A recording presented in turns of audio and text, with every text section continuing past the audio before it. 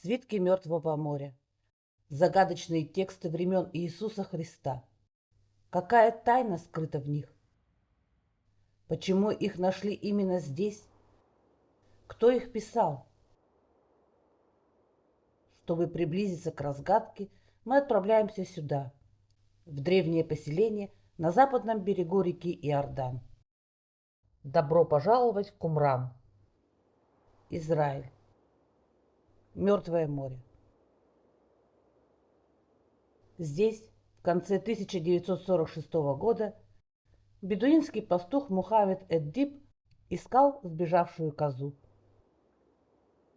Бросив камень в проем скалы, он услышал звук разбивающейся посуды.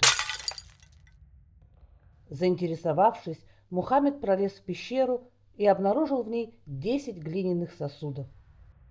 К его разочарованию почти все они оказались пустыми. Один был наполнен грязью, а в другом находились 3 свитка. Позднее их идентифицировали как книгу пророка Исаии, устав общины и комментарий книги Аввакума. История продажи и покупки свитков Мертвого моря – это цепочка случайностей. По прошествии года после обнаружения о них знали немногие. Да и те, кто знал о свитках, еще не понимали их истинной ценности.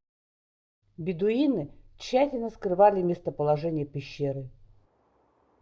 Опасные условия и политическая нестабильность мешали любым попыткам ее отыскать.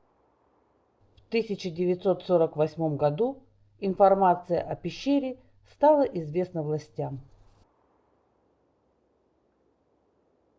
Первое археологическое обследование произошло лишь в феврале-марте 1949 года. За это время были найдены фрагменты более чем 70 новых манускриптов. Работая в пещере, археологи заметили неподалеку развалины. Проведя беглый осмотр, они пришли к выводу, что эти строения не имеют отношения к пещерам со свитками. Но фрагменты рукописей рассказывали другую историю. Некая группа людей жила по солнечному календарю, в котором было 364 дня.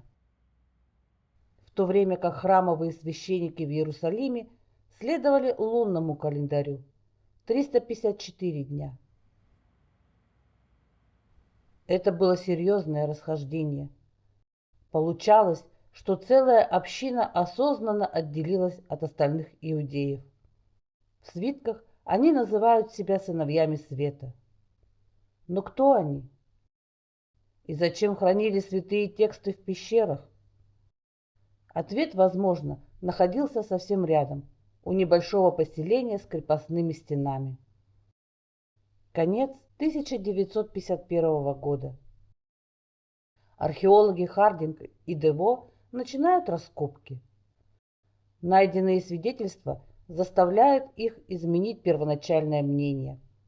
В руинах обнаруживают керамику, похожую на ту, что была в пещере, и сосуды того же типа, что и кувшины со свитками. Теперь у ученых появились основания полагать, что пещеры и поселения связаны между собой. Археолог Дево приходит к выводу, что жителями Кумрана были ессеи. Они создали это поселение исключительно в религиозных целях. В одном из свитков, уставе общины, были описаны правила их жизни. Ессеи уходили от суеты, жили простым трудом, презирали богатство и знатность, считали воздержанность полезной и богоугодной. Эта философия удивительно близка к раннему христианству. Существует предположение, что Иоанн Креститель мог быть связан с этой общиной.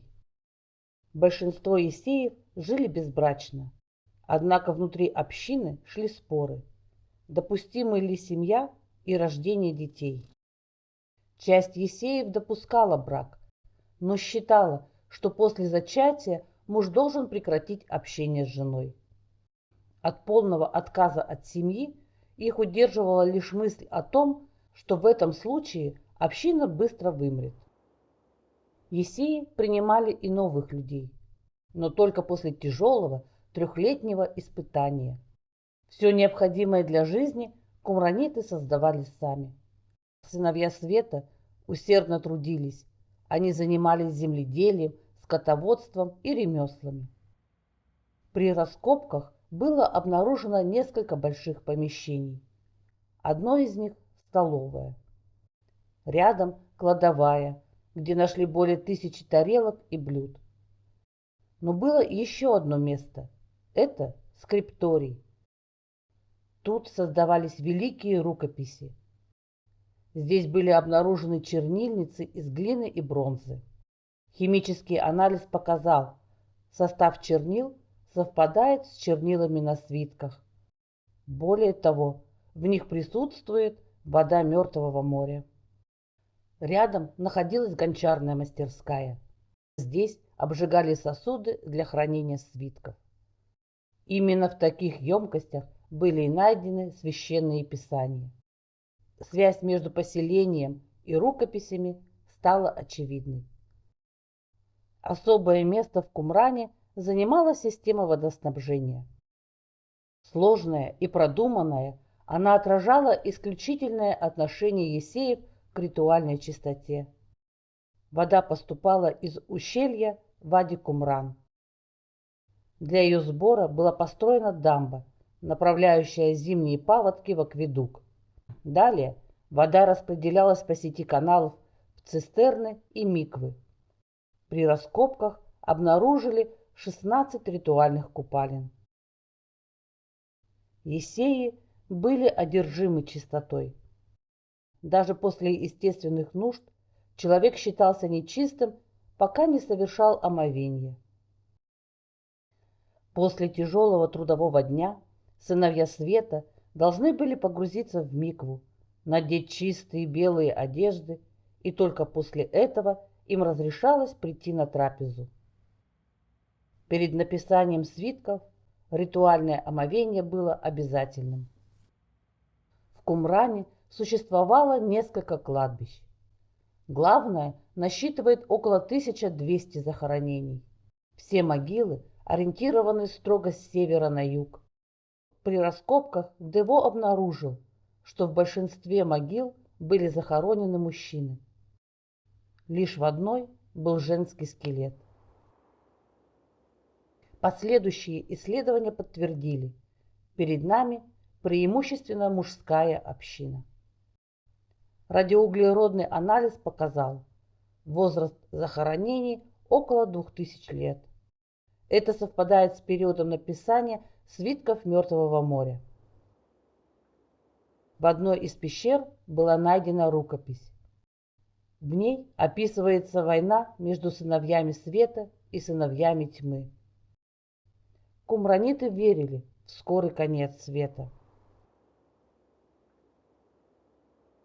В то время Иудея находилась на грани войны с Римской империей.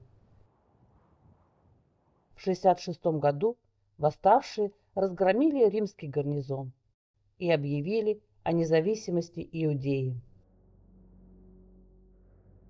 Рим ответил силой. В Иудею были направлены 60 тысяч солдат. В 68 году Кумран был разрушен. Перед приходом римской армии члены общины спрятали свитки в пещерах. Они надеялись вернуться. Но судя по тому, что рукописи пролежали нетронутыми почти 2000 лет, сыновья света так и не вернулись.